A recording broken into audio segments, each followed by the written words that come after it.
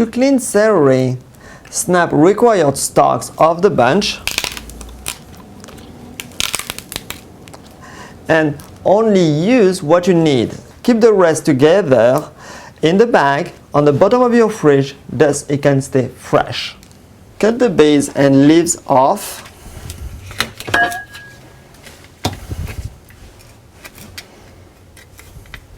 Then wash it under cold water.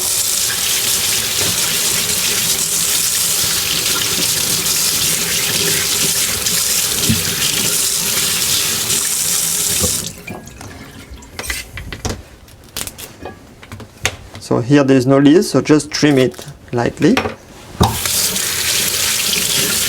really make sure there is no dirt or soil.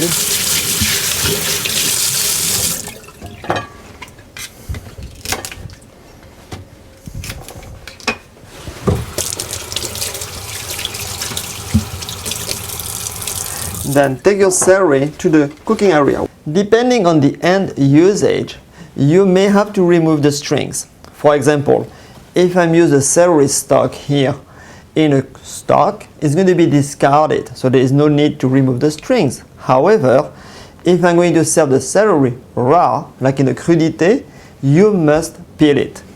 Let me show you how. You may use a peeler, but with a peeler you remove more than the string.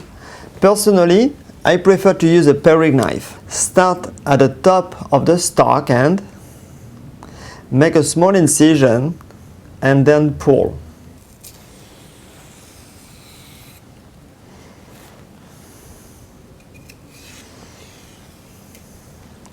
If you want, you can cut it in half and do the other side.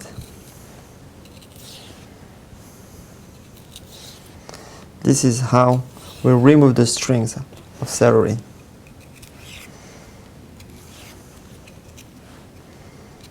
Leaf celery or bunch celery is a member of the same family as carrots and parsley.